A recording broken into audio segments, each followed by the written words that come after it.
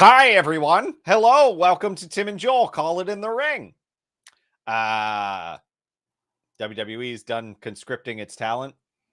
Those left behind will end up on Velocity. Shout out to Lindsay Dorado, who has announced his candidacy for Shotgun Saturday Night and Velocity. Ooh. The man really knows where he wants to work. I appreciate it. Do you know where you want to work, Tim? Current job's pretty good. Yeah. Oh, all right. Yeah, it's good. It's fine. You want to pay me to make music content? I do light shows. I need a lot more money though. It's not enough. So. Well, that's why we're here, because we want you to want us to do more of this content. So, hey, do us a favor. Toss us a thumbs up if you're watching live on Twitch. Or, wow, not Twitch. We had a long conversation about Twitch. If you're watching us here on youtube.com/Tim and Joel Pod, go ahead, toss us a like, leave a comment on the video, jump into the chat if you're live with us. We'd love to have your voices heard, and subscribe to the channel. Why not? We're going to get ourselves to 1,000 subs any day now, right? That's what's going to happen. And while you're at it, we got a Discord. There's a link in the video description. It's free for now, so get yourself in there. We talk about all the shows live. All the shows. Yeah. All the shows. It's kind of nuts. Yep. Shout out to Mod Mike and to Mod Dan, who are always in there, always participating and always posting links like mad. Appreciate that. It's good stuff. Yeah, the only one who gets to work a Shotgun Saturday Night is Arn Anderson. Absolutely. Oh my God, I just picture him sitting on his porch like Wilfred Brimley when he played that the Cajun guy. Oh man, that movie sucked. What was it? I think it's Hard Target. Anyway, it's Jean-Claude Van Damme. It's great. Good stuff. I thought you said it was awful. Yeah, it's special awful. Wilfred Brimley plays a Cajun man. It's hilarious. I got no issue with it. And Jean-Claude Van Damme, once again, is just like French. So it's very, very funny. Wilfred Brimley is Diabetes Man. Yeah. Diabetes Man. Yeah, I'm from Walker, Texas Ranger. Oh, that's right. Walker says I have AIDS. Anyway, shout out to Conan O'Brien and the Conan O'Brien lever. Let's talk about it. We got the draft. Conscription is over, my friend. Draft Dodgers, get ready. It's happening. Wow. Night 2. Do you want to run down the picks? We'll do what we did this past Sunday. I mean, they put everything interesting on the post show as far as I'm concerned. Yes, so you're not wrong. Let's talk about it. Okay, so let's start with Raw. Raw picked up Becky Lynch. Oh, big surprise, that one. Coming right out hot in the gate. First thing on Raw. Very interesting. Yep. Yeah. Fascinating. Picked up. Well, we'll get through the list, then we'll talk about the ones that are important. Bobby Lashley stays on Raw. Seth Rollins goes to Raw. Damian Priest stays on Raw. AJ Styles and Omos stay on Raw. Kevin Owens moves to Raw. Street Profits move over. Finn Balor moves over. Karrion Kross sticks around. Alexa Bliss with that hilarious graphic that she gets. She's also going to stay on Raw. Carmella moves to Raw for the first time ever. Dana Brooke, she stays on Raw. Dolph Ziggler, Robert Roode for some reason get moved to Raw. Jackson Riker stays on Raw. Veer gets moved over to Raw. Singular Veer. Just Veer. That's a thing. Liv Morgan moves to Raw. Mia Yim gets drafted finally. He's going to hopefully appear on a brand. Tamina gets split up from Natalia, and she moves to Raw. Tegan Nox splits from Shotzi Blackheart, and she moves to Raw. The Hurt Business end up on Raw. The Miz stays on Raw. And finally, I didn't put this, I put this higher, but I'll say it now. Gable Steveson, who is officially signed by WWE. He was drafted to Monday Night Raw. Of course, I assume that's going to be after his NCAA career, after he finishes up at college, yada, yada, yada, gets the proper training, and then has some big run. I don't know. He's going to have to face Tony D'Angelo at one point. Okay, no, the whole thing's bloody pointless now. Like, I didn't know he had all this crap to do still. What was the point of that? Just to pop people for like 2 minutes? Who cares? I don't care. If he's not going to be on TV for another bloody year, I don't care. Like, it's simple. They go to USA and they say, hey, we've got this really cool thing that's going to garner a lot of buzz and everyone's going to pick up the story, yada, yada, yada. It's Gable Steveson. And they went with it. That's nice. It made for a very boring moment. I was just like, well, no, it seemed interesting. And then, yeah, I see people mentioning that he's just not going to be available for like a year. Yeah, because the idea here is that he has 1 year left at school and he's dedicated that to finishing up at school. Why? because you make a lot of money, I guess. Oh yeah. He is free a ride. He's yeah, special. exactly. So on this list, there are definitely a few people that jump out. There are some that absolutely do not. For instance, Kevin Owens jumps out because he'll be on Raw for 4 months and then he'll leave and go to AEW. Even his draft photo just looked unenthused. Are we gonna get like unhappy Kevin Owens, but it's not meta? It's actually for real. Kevin Owens is just done. Is that what we're doing? I don't know. Yeah, I don't know. Finn Balor moves to Raw. We don't see him. We see him tweeting instead. Yeah. Why? Why do we do that? Why 3 hours to fill? I don't know. What do you do? You got to get him away from Roman, right? I guess we're never going to find out what happened. It was just by the grace of God that Roman Reigns won that match, which WWE should probably do an invest. Like, there's no time. I really dislike the fact that there's no conversation about the fact that the WWE's ring just fucked up mid-championship match and no one cares. I mean, all I'm saying, like I've said in other shows, Miro loses the title the same week that God picks a new favorite champion. That's what happened. That's all that happens. That's it. You don't need an explanation. You just need faith in God. Exactly. Faith in the God of WWE. So yeah, Veer gets split up from Jinder Mahal and Shanky. That one was unexpected. Enjoy your 24/7 title run, Veer. I think they're going to try and do something with him. And I hope so, but I have no faith because I don't know. Yeah. I've never seen them do anything with a character like that that's been, worth a damn. So we'll see. They're going to like call him the $1 million arm finally. Mm-hmm. They're going to actually like make use of that or some sort of, they're going to try and position it in a way where Disney doesn't come after them for the rights. Yeah. So I think that'd be interesting. Liv Morgan moves over, so did Carmella, and so did Zelina Vega. So obviously that all stays the same. Trifecta remains, yeah.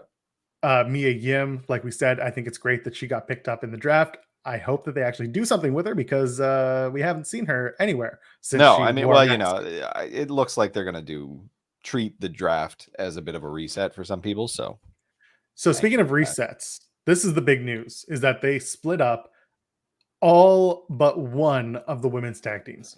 Yeah. Not that they had that many to begin with. They were working with just Shotzi and Tegan are gone, Tamina and Natalya are gone. We have Nikki Ash and Rhea Ripley. They're the last two. What are they called? Super Brutality. Super Brutality. One of the oh my god.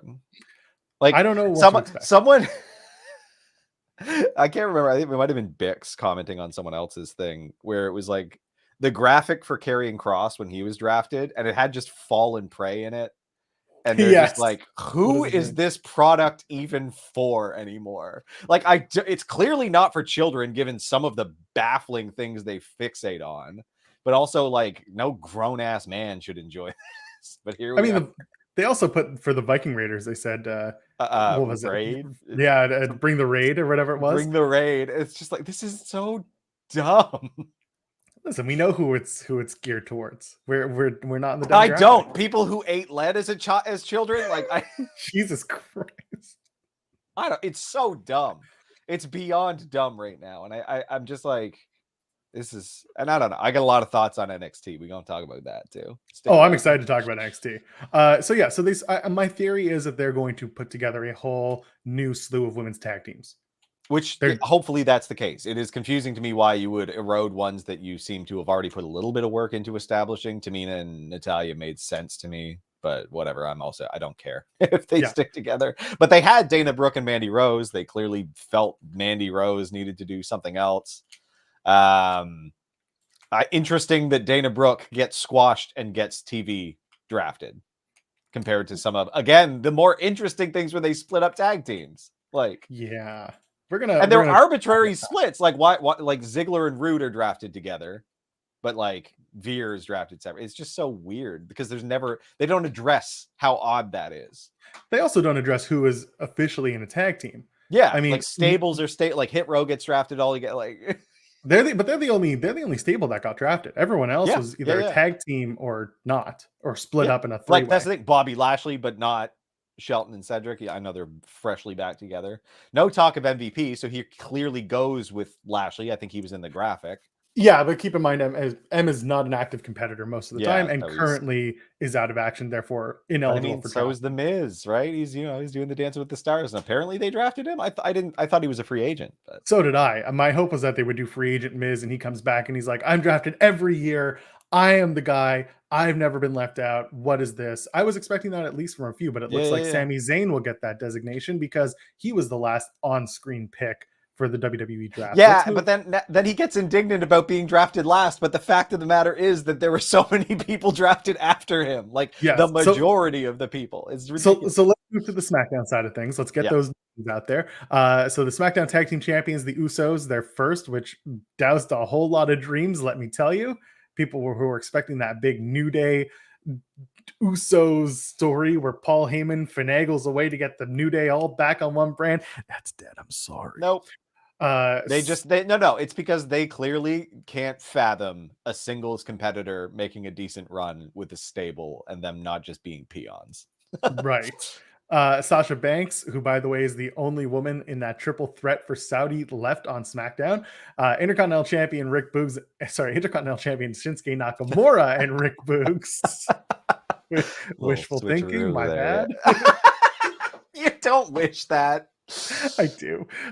Sheamus and Cesaro, so we'll reform the bar. Shayna Baszler moves over from Raw to SmackDown. Xia Li gets called up from NXT. The Viking Raiders move over from Raw. Ricochet moves over from Raw. Humberto Carrillo and Angel Garza, they move over from Raw. Rich Holland gets the call up from NXT. We'll talk about him today. Sami Zayn is the final on TV draft pick, and then we have Jinder Mahal and Shanky. Natalya gets moved over to stays on SmackDown and splits from her tag team partner, and Shotzi is now on her own, which to me personally I'm a big fan of. I think it's better because it was just it was weird and they were just being misused anyway. I said this on our show, and then I've done a couple with Fightful where I've said flat out, Shotzi and Tegan were either going to not get the tag title match or they were going to lose because they kept winning the matches leading up to the tag title shot. Yeah.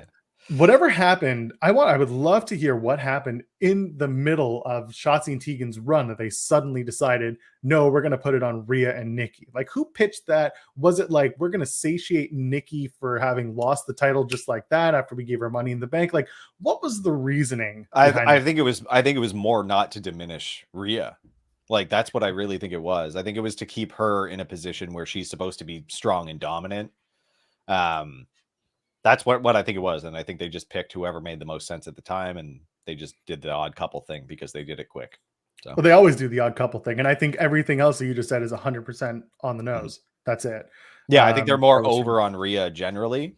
And like, Nikki losing so quick was part of it, but yeah, and like Drew in the chat saying, it's crazy. No top champions can have friends. Yeah, like it's really irritating because the New Day can coexist with Big E as the title holder. That like they don't even need titles. It's fine. Yeah, exactly. But he's happy for Ricochet moving to SmackDown because that could do him good. I don't know. Ricochet needs a mouthpiece. Like we saw this in Lucha Underground. Like as Prince Puma, he's great, but the dude can't talk at all. Yeah. And he's not going to get any better if he hasn't by now. Like he needs a mouthpiece. Like he's on the same show as Paul Heyman. Maybe, I don't know. Maybe they got somebody in mind who can do that for him, but like he's a tremendous in-ring competitor. He just needs someone on the mic for him. What happens if he happens if he replaces Veer in the Jinder Mahal and Shanky? Please God, no. What if, oh my God, I got it. You dress up Ricochet like a Viking Raider. And you give him a big stick of chicken. Don't put that. They would do it. They leg. would totally do. He'll do flips with. Oh my God, he's gonna choke. Somebody make sure there's someone ready to give the Heimlich at a moment's notice. I agree with Evan saying Ricochet needs a Malcolm Bivens. Yes, absolutely. He needs someone to talk for him. That's not the same guy. It could be someone else completely who just has that. Oh my God, put him in the Robert Stone brand. I'm sorry. I'm gonna stop. I'd be fine with that. I mean, like I said, I just love watching Ricochet and him again. I don't want to read too much into who they drafted on TV because it's not like I think Dana Brooke's about to get a big push. Like, I don't think it means like sweet shit all. Like, I just don't understand. Anyway, I hope that Ricochet does get some more attention. He definitely needs a mouthpiece. Put him with Happy Corbin. We call him Happy Rick O'Shea. Oh God. Yes, he's gonna. Oh my You god! go back to stealing hats. Oh, that's perfect. He's gonna steal the hat and wear it this time, and actually make a thing out of it with suspenders. And oh, I'm so excited. Do a little soft shoe. We'll call him Happy Trevor. Oh, righteous Ricochet. I love it. My God, Chad, keep this energy up. I love it. All right, NXT. Let's talk about last night's show. We'll go piece by piece. We're not going to do everything, but I got a few notes. There was so much. It's just like that breakneck pace is nobody's business now. Like, okay, constant. So I'm going to get to this. So we open up with Mandy Rose versus Ember Moon, and first of all, the two wall up each other. Like there's the whole lot of potatoing. It's good stuff for me at least to watch. Played back that brutal forearm strike right to the jaw.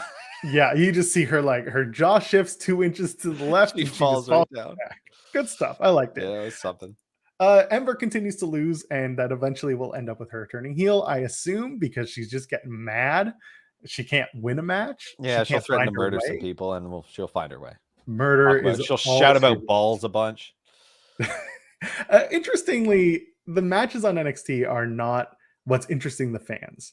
Okay, it's these stories, it's these characters. They're actually getting these ridiculous characters. They're giving them a little bit more than they had in the original NXT. Do you agree? Do you disagree?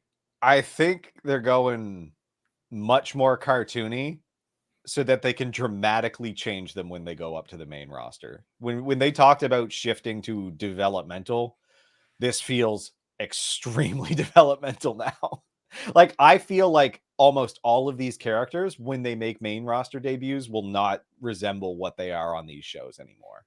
Whereas, because WWE really struggled with that. They would try to bring people up and they would have a hard time figuring out how they fit into the real show. And, you know, you're still seeing that with Karrion.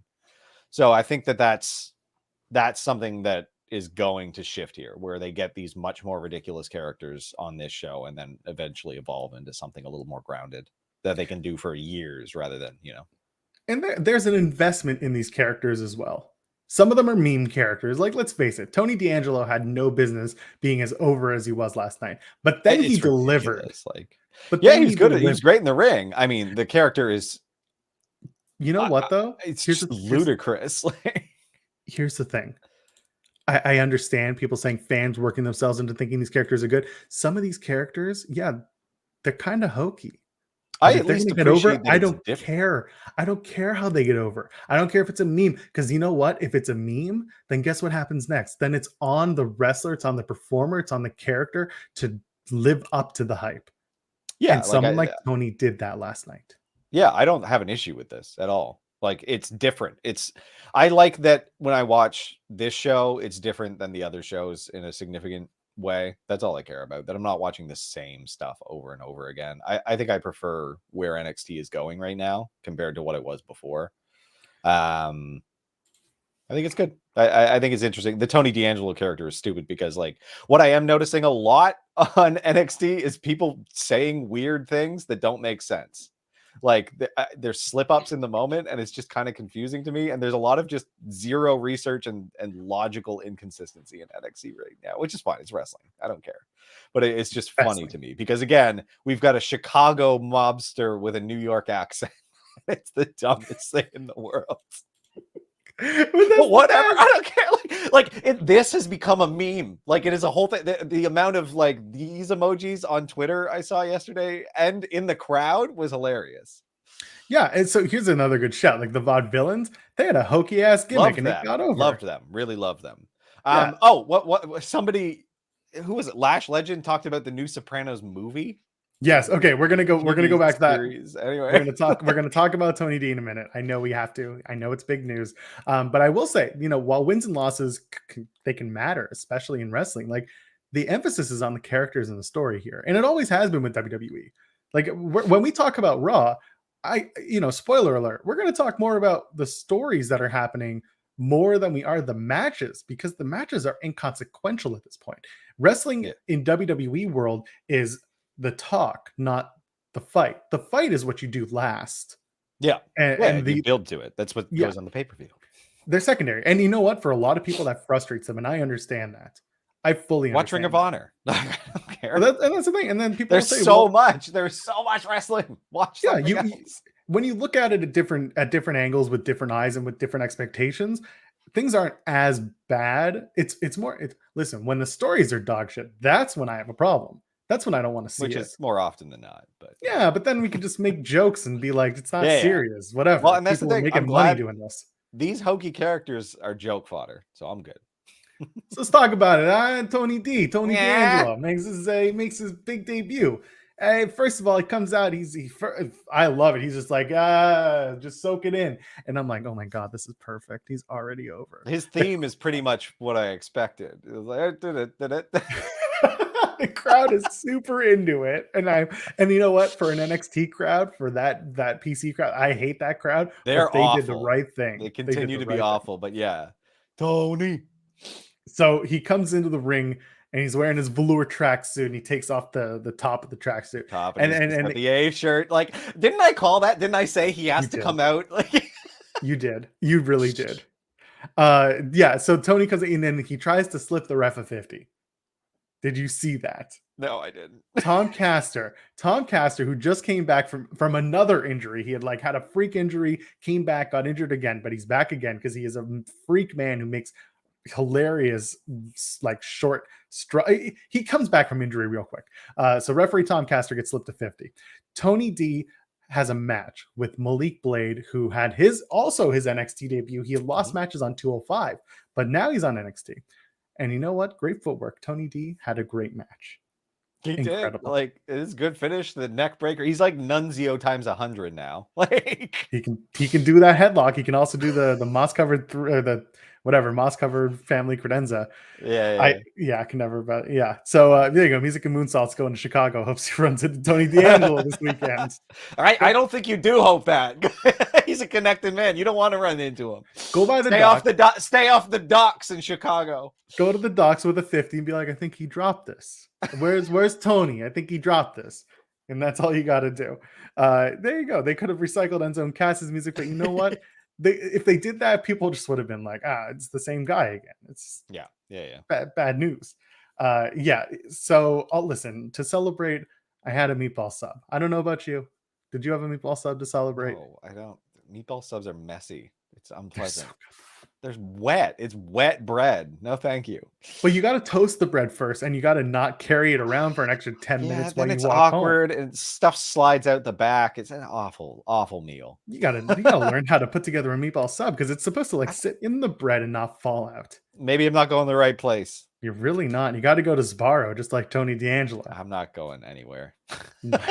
Yeah, they're absolutely going to debut Cousin Rocco and Cousin Carmine. Absolutely. I am all for it. Hey, there you go. Meatball subs are delicious, Tim. Meatballs belong on spaghetti. That's it. Leave it alone. That's a good enough carb for me. Well, speaking of carbs, we're going to go to Halloween Havoc, October 26th. What's going on with TakeOver? You think they're done? Are they done with takeovers? No more takeovers. It's upsetting. Yeah. Well, either way, this will be the first takeover-esque special show. They're going to do Braun Breaker versus Tommaso Ciampa. Ciampa came out, did his whole like "We are NXT," and then Braun Breaker said "Get a dog." And this could be Braun Breaker's first loss in NXT. What do you think? Is it time to put the title on Braun Breaker, or is this going to be his breaking point? Oh man. Well, first of all, yeah, he comes out and he is Scott Steiner for sure. I don't know about. Oh, he's Rick. He's Rick. Okay. Yeah, either way, they both sound the same. Like they're Steiners, and it's ridiculous that like, and then they got the alarm in the theme or the siren in the theme. Like he talks exactly like him. We shout about some balls some more, which is okay. I don't know. The Gacy thing might just be a thing to build up Ciampa before he loses. I could see them hot-shotting it. I could see them giving it to Breaker as a signifying thing, like a transitional moment, passing of the torch, from the veterans to the new blood. So let's talk about Joe Gacy. He does the promo in the back, and he says, I'm going to have a match. He has a match against Ikmanjiro, beats him. Did he have to throw a punch this time, do you think? Did he throw a punch? Lariat is pretty punchy. I don't know. He didn't, but you connect with your forearm. You don't connect with your fist. arbitrary distinction. Yeah, He so does. is He wrestling. does. So he Subjective. does the clothesline from hell with a little like cartwheel. I don't know. He bounces his ass off the ropes and then does it. Whoop-de-doo. Oh, like the Ambrose thing Yeah, without going big outside finish. and in. Yeah, no, but he flips over. He's upside I down just first. I So missed that. he's briefly upside down. It's a boring finisher, and I don't care. It's another clothesline from hell. I don't care. I hated all of that. I hate Joe Gacy still. Really? Ikemen Jiro is great. Love Ikemen Jiro. Yeah, you know what was even weirder? Because they basically had Parker Bordeaux, who now looks like a skinhead, like neo-Nazi. I'm so upset. Like, do you see the juxtaposition problem there? Like, he could have been fine, but they're leaning real hard into it. And I'm concerned where they're going with it because it's kind of messed up. And I don't want my wrestling to be topical. No, he's a cult leader. Joe Gacy is a cult leader. Okay, well, it's concerning that the guy who is likely, I assume, going to be the face in their feud looks like a neo-Nazi. Oh, sorry. When you say face, do you mean the good Parker guy? Bordeaux. Yeah. No. He's not the good guy. Is Joe Gacy the good guy? Neither of them are the good guy. Joe Gacy is not a good guy. Then how can they have a feud? Why are they even hinting at it? Why are we doing this? Because the idea here isn't that Gacy and Bordeaux are at odds. It's that Bordeaux, who is now Hunter Garland or Hunter, whatever. Hunter. No, I think it's Hunter. What? Either way, Hunter. Hunter. I don't remember. Just call someone him in Gunner. the chat. Anyway. Gunner. It's Gunner Harlan, not Hunter. Gunner. Handspring. Thank you. That was the thing I was trying to think of. Gunner Harlan. I can't believe we spent 10 seconds on that.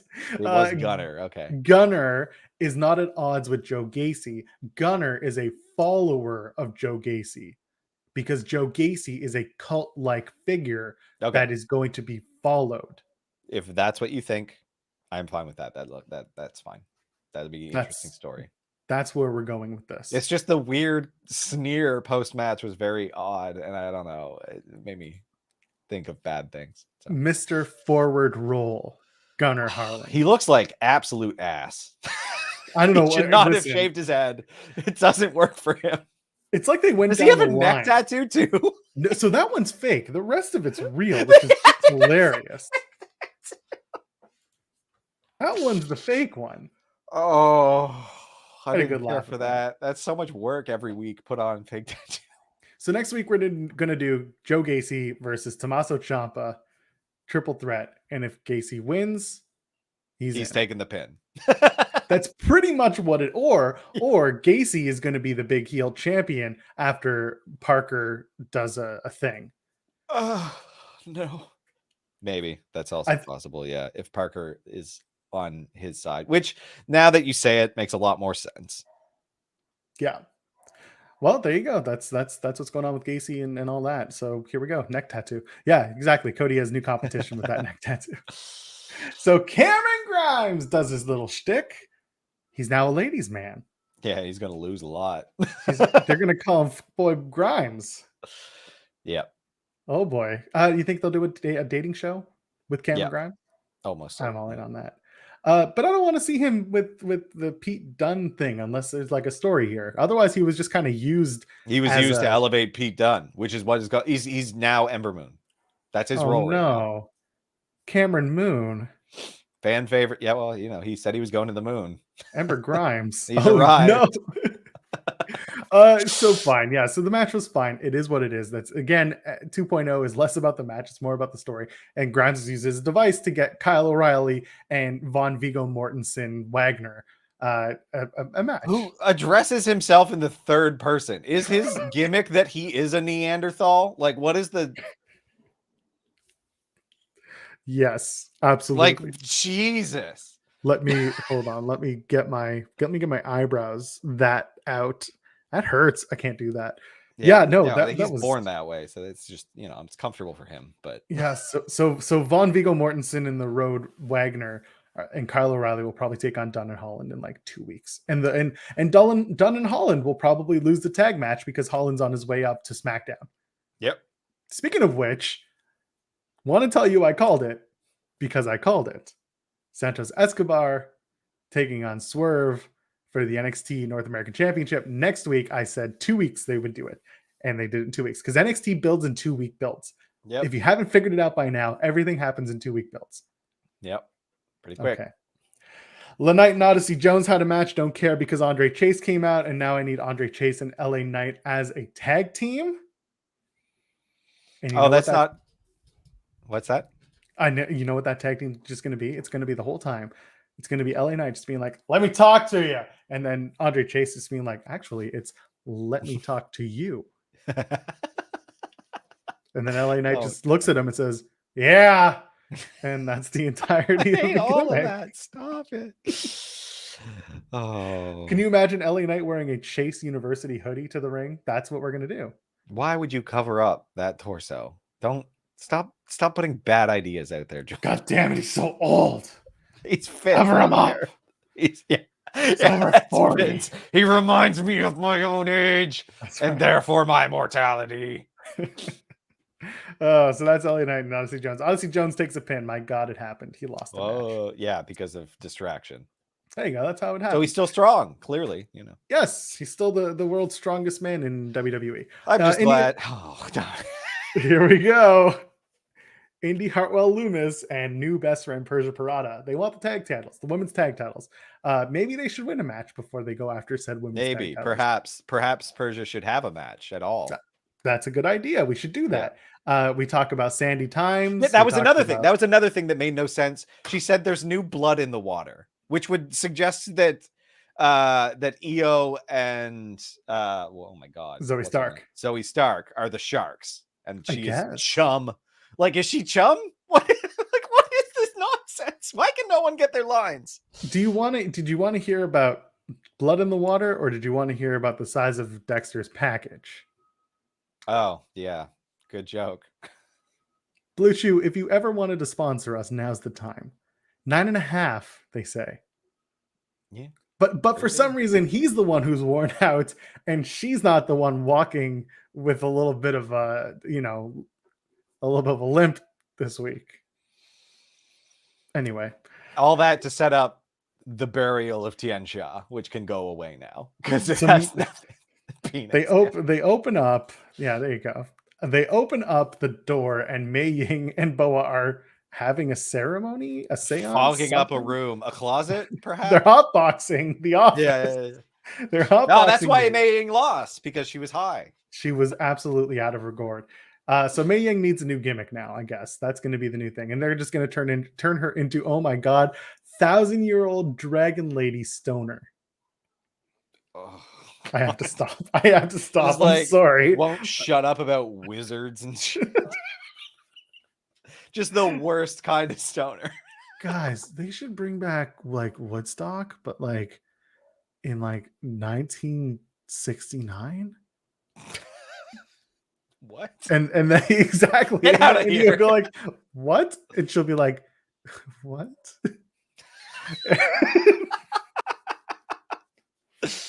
Okay, later on in the night, Raquel Gonzalez comes out, cuts a promo, and boy howdy. Production, I'm going to address you directly because she didn't. If this is my hard cam directly in front of me and I'm speaking to you, use the camera that I am directing my attention towards. Wasn't the only production issue too. Like the Gacy pre-recorded promo, the teleprompter wasn't in front of the camera. Like they had it off to the right. And I was like, I'm fine with that because he's crazy and he's outside of the ring. She is in the ring. Weird. She's addressing whatever. She should be looking into the camera. And instead they have production looking at her, like doing the upshot, trying to make her look big. And she's not addressing that camera. So it makes her look like she's ignoring everything and just speaking into what could be cue cards. Yeah. It was weird. It was weird. It was very weird. And it wasn't good. And then out come Toxic Attraction for the second time. And someone was like, oh, she didn't change her clothes. That's gross. And I'm like, you wish you could be in that clothing. Anyway, and then out come Io Shirai and Zoe Stark. Are we setting up a match for Halloween Havoc? Winner take all? Yeah, seems like it. I feel like we just did this or are just doing this at all the times, but we did. That was the Bronson Reed and MSK versus Legado del Fantasma match. Yeah, and I mean, like, and Zoe Stark is just like, what are you doing? Stop it. And it still happens. And here we are. I don't like them more than I don't like you. And that's it. Like, that's all it is. Like, that's not a character. Like, and I feel bad for Io Shirai because, you know, her character is literally, I hate everyone and I don't care. Yeah. But like, which is fine as long as, you know, she just sticks to business and keeps fighting, but they're not giving her that chance. It's very frustrating that sometimes the 2.0 characters are being given so much more than the 1.0. Look at Io and Stark. Their character is, we can't get along and I hate you. Yeah. But I'm with you because we have these belts. Well, you know what you could do? Put them up on the line and then just abandon your tag team partner. And then have a feud. There you go.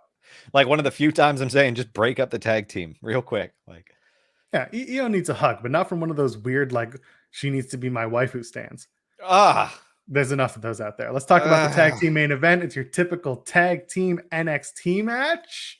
And somewhere midway through the show, it became an elimination tag. Yeah, didn't know that. It just happened. I don't know. I was like, okay. Apparently, so Sean Ross Sapp from Fightful interviewed MSK earlier this week. And apparently MSK in the interview said our tag match this week before it was announced. So they told Sean, like, and they were in the PC doing this interview. So obviously, like, Sean can't run with that. But after the fact, he was just like, in that interview, MSK told me there was a tag title match. And Sean was like, wait, what? And MSK was like, whoops. Whoopsie. They get to GYV, they get eliminated. Trick and Mello get eliminated first, if I remember correctly. Yep, very first. Which it makes sense. I mean, Trick took the pin. It wasn't Mello. Trick's the new guy. Fine. I guess Mello's contract is still open. He can still have that match. Or was it? Yes. Did he?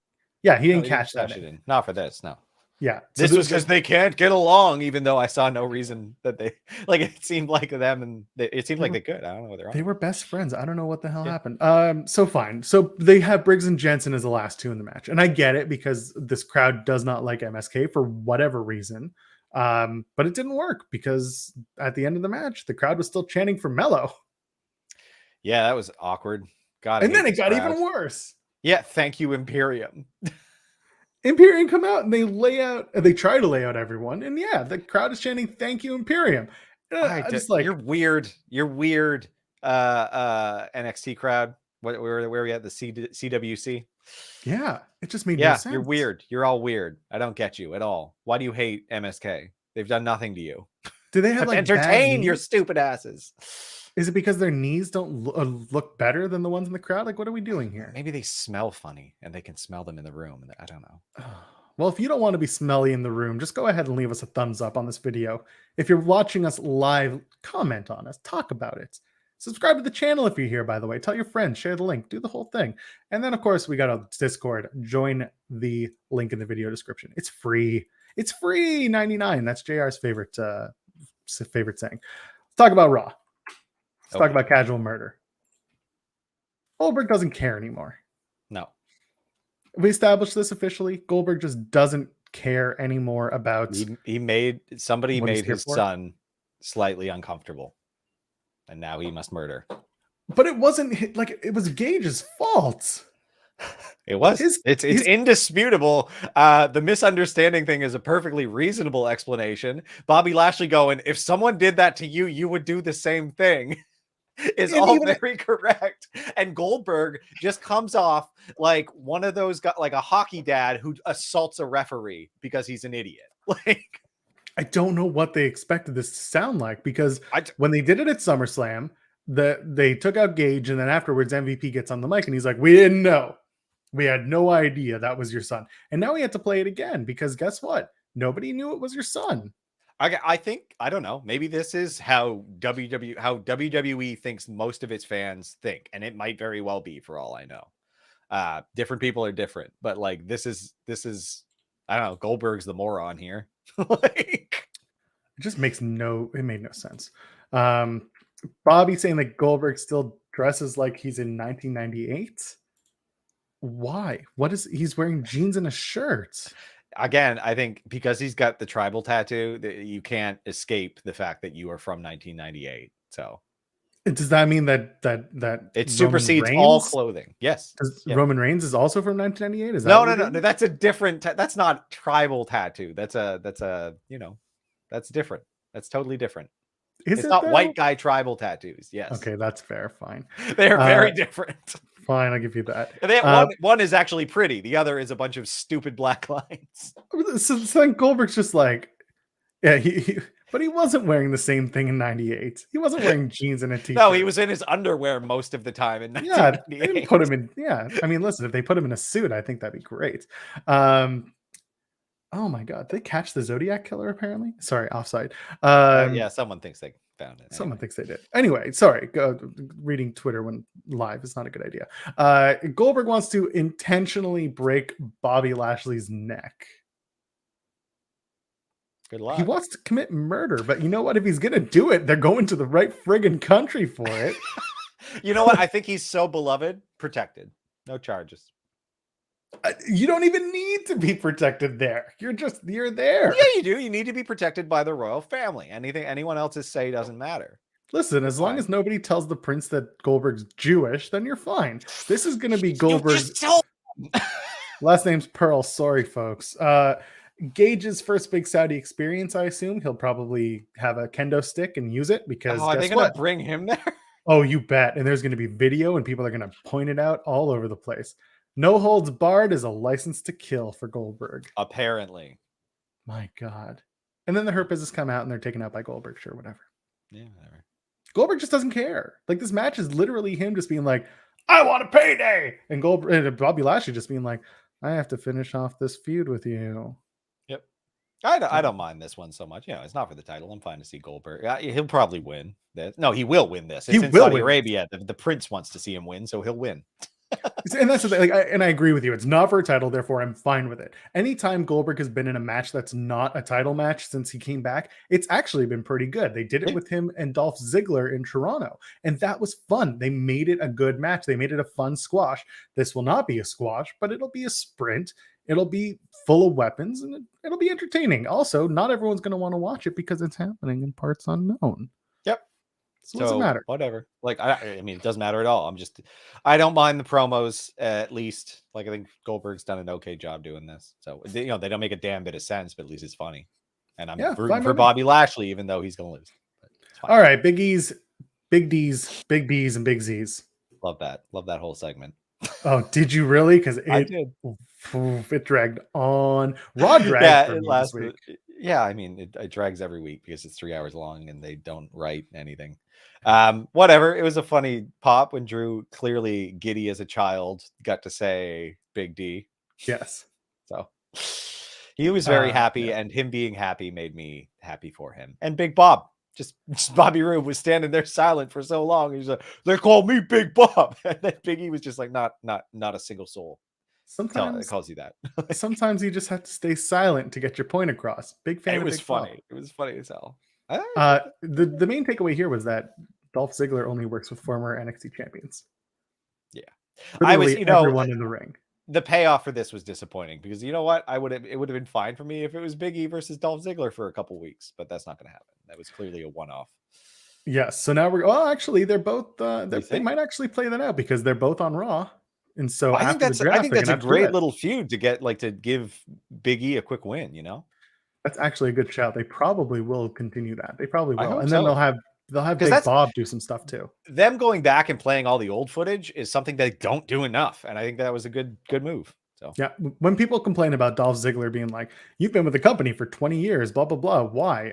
Stuff like that. He can pitch stuff like that. There's a longevity when he gets some meat to work with, he does a great job. Yeah. He's really talented. Let's move on. So they have the match, and then Big E and Drew was announced for Saudi, just like I told you it would be, blah, blah, blah. I mean, anyone could have told you. Sorry. Priest versus Hardy. Again, the match is the same. Let him move on. We're done. It's over. Hardy lost to a roll-up. Yeah, again, like, I guess that keeps him strong, right? I don't know if it does that, because next thing you know, he looks like a jackass every week. I don't care. He's over it. But out comes Sarah Schreiber after they do the respect handshake thing. Sarah Schreiber tries to interview Jeff again, which I found hilarious. This time, yeah. And at this time, he gets cut off by Austin Theory, who, by the way, I don't know about you, but when I was listening, I was about to say, like, oh my God, they're going to do Hugger 2.0. Nope. No. So they did so much better. Better? I don't know. Yes. I miss Johnny Gargano's dumb baby boy. Bald Austin Theory is going to be Johnny Gargano, who learned from the best. Yeah, I mean, it's fine. It's good. It sets up a feud if that's what they do, but they're on different shows, no? Yes, they are. So you got 2 Yeah, weeks to do no, they're that. not. Yeah. We'll do They'll two weeks. Austin will go over, and then Jeff will come back. They'll do Theory and Jeff in Saudi Arabia. That's fine. Nice. There you go. Yeah, and do it then. Mod Mike liked the spot from Theory. So it was a good spot. It was a good spot. It's a good way to introduce him. I'll say that much. And it's Jeff putting over a younger talent, which I think was the intention here. Jeff teased bringing a new persona to SmackDown. I'm very much looking forward to Itchweed making his SmackDown debut. It's such a stupid character. I am so excited. But everyone's like, "Will o' the Wisp, they're going to sell the masks," which is true. They'll probably sell the stupid masks. So ugly. Anyway, speaking of which, no, she's not ugly. I'm sorry. Dana Brooke loses to Shayna Baszler. I wanted to find a transition. I couldn't find a transition, so here we are. Dana Brooke loses to Shayna Baszler. Doudrop comes out afterwards. No sells Shayna Baszler, so they'll have a thing, which is fine because guess what? The finals of the Queen's Crown, it's probably going to be either Shayna versus Doudrop or Doudrop versus Charlotte. We'll get to why in a minute. First of all, the Dana Brooke thing. You saw the whole Corey said shit about Dana Brooke and said, she should be fired, basically. No. So he basically said, you're supposed to get better. You're supposed to do this. You're supposed to do that. And Dana Brooke has done none of this. He called her worthless on the air. And then people started blowing it up and making this a thing. First of all, I mean, he's the heel commentator, isn't he? Thank you. Corey Graves says shit all the time. Yeah, that's not, I don't know. And is she bad at wrestling? I've never, is she criticized for being not good? I don't think I think she's fine. She's been fine this entire. She's not good. She's fine. I don't care. But that's the thing. But she's fine like it's WWE style. I don't care. But that's the whole point that I'm trying to make. She's been just fine for a while. She hasn't built or gotten better, and so as a result, Corey was they keep destroying everything they do with her. Good times. Listen, either going to build her up here, or they're going to continue to make her look dumb. Like it's either there's a big change or there's no change. There's nothing happening here.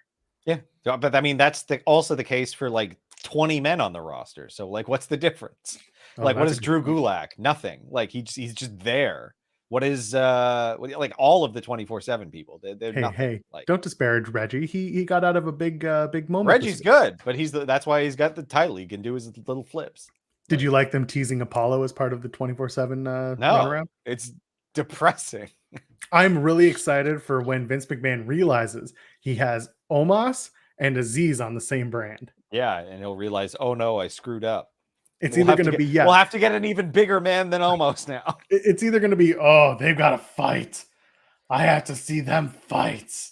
Or it's going to be, God damn it, get rid of one of them. That would be so bad, that match. I don't even want to think about it. I'm very excited for that awful, awful match. Yeah, exactly. And like Mod Dan says, only one person has Vince's ear, Vince McMahon in their ear. That's Corey Graves. Oh, it's Corey. Yeah.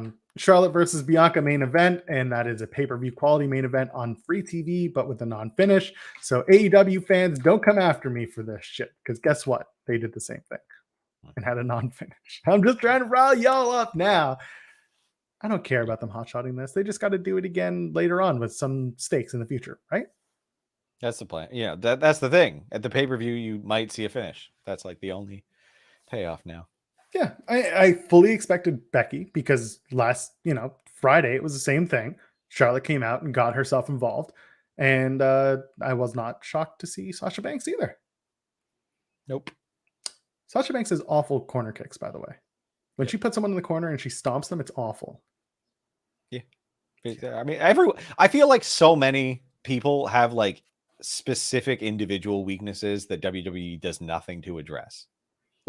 One of those is Karrion Kross's finisher. And he continues to screw it up. Go look at who was it? Someone did a tremendous Shayna Baszler puts in a tremendous rear naked choke. Just do that, you dork. Wrestling needs more chokeouts. Anyway, Becky, 2 belts. What do you think? How do we get out of the Saudi mess? Because we gotta. So now we have, like what we talked about at the beginning of the show, Bianca's on Raw, Becky's on Raw, Sasha's on SmackDown, Charlotte's on SmackDown. Charlotte is not part of that triple threat in Saudi Arabia. No, but the other 3 mentioned are. I assume we've already done Sasha Charlotte at some point.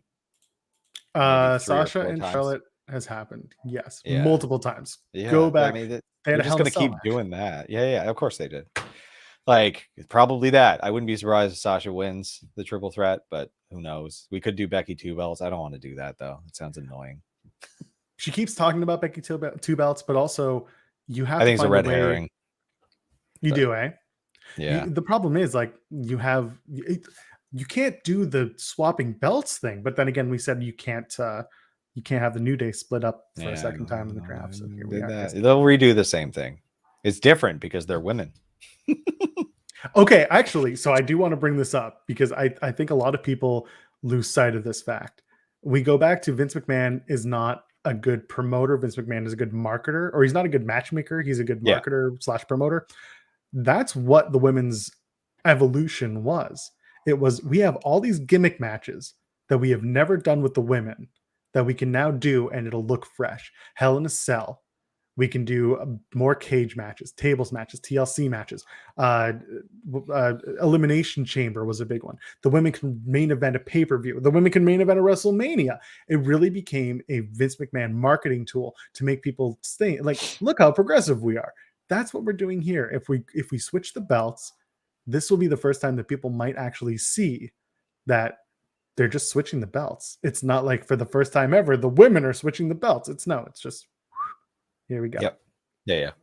Exactly. Because that's where we're at now, right? You know, they've sped through all of that. So the only thing I can see them doing is adding Charlotte to that match, and that's it. I think that the funniest take that I saw come out of this, and it's when I make stupid cold hot takes, I do it in jest. Someone actually tried to tell me that Charlotte is wearing all of those like full body cat suit style attires at wrestling shows. She's doing it because she's getting comfortable for what she has to wear in her match in Saudi Arabia.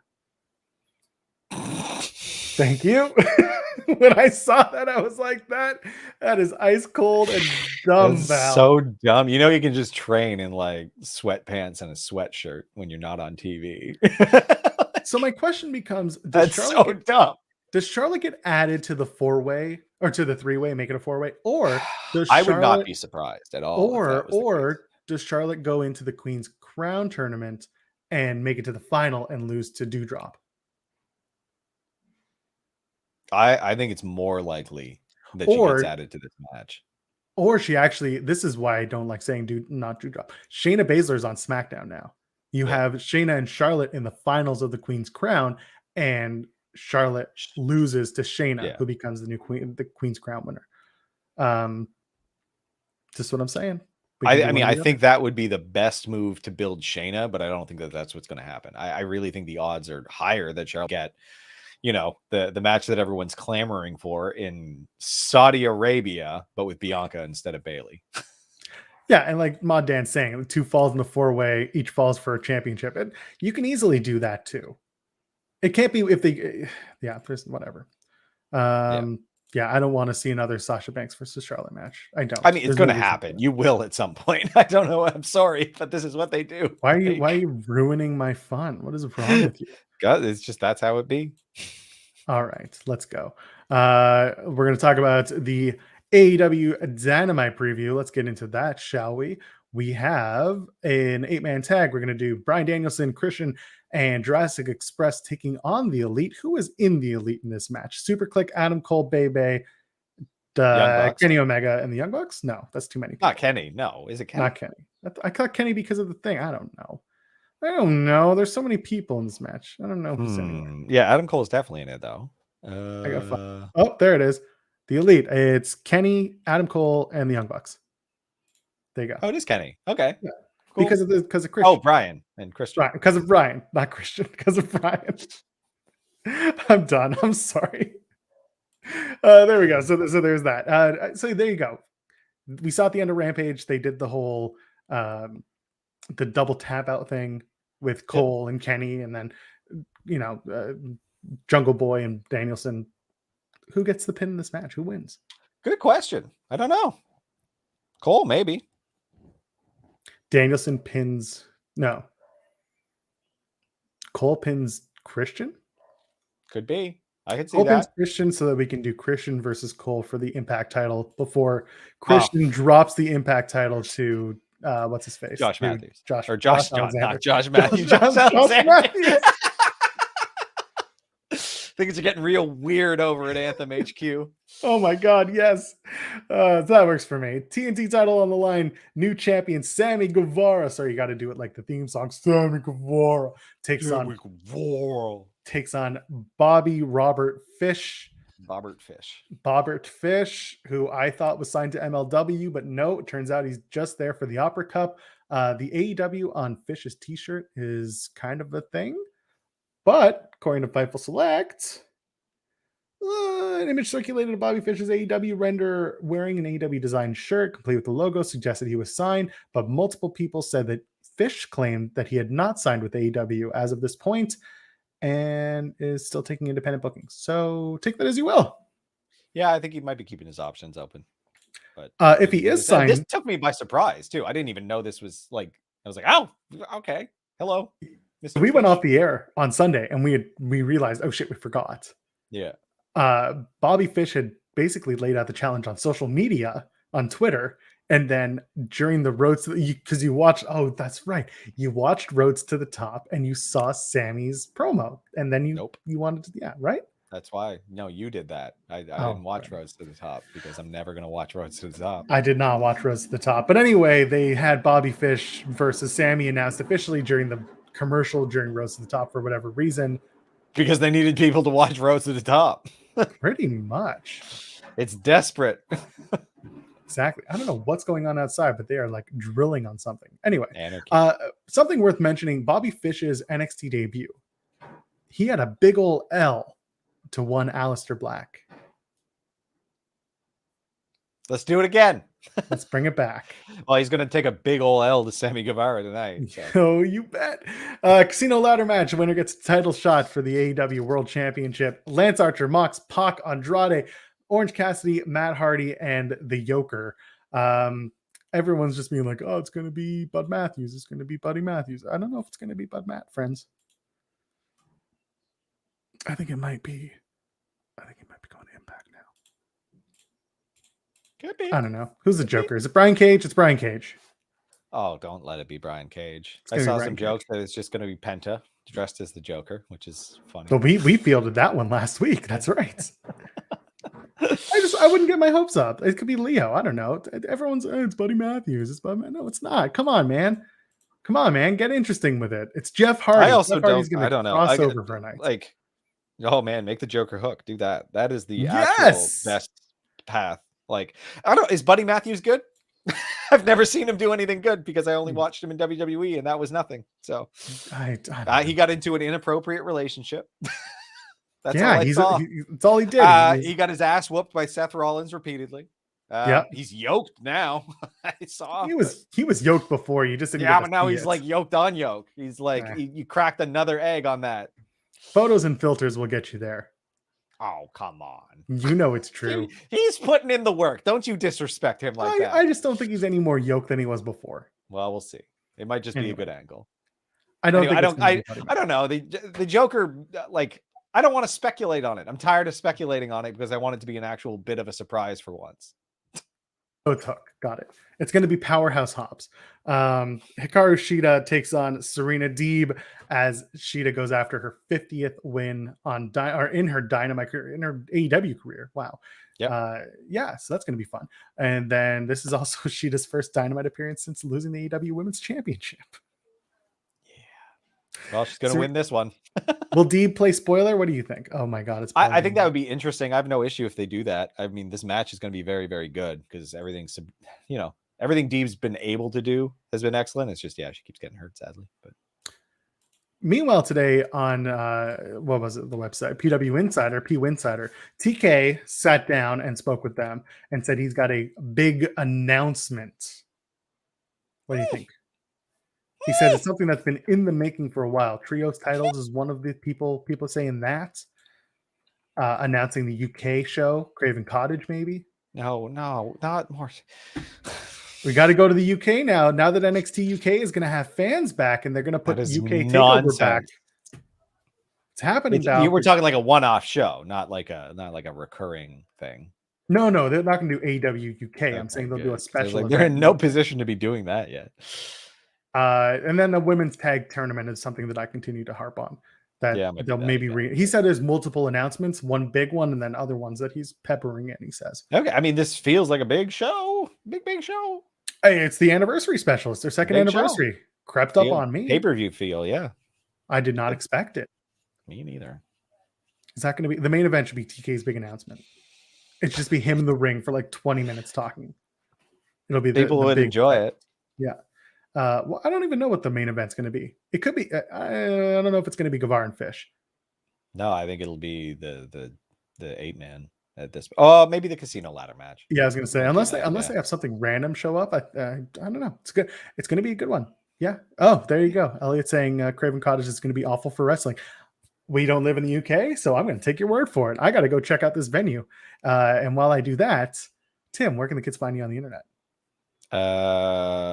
If they're watching and are sighted, can see down below here. Are you trying to eat it? Yeah.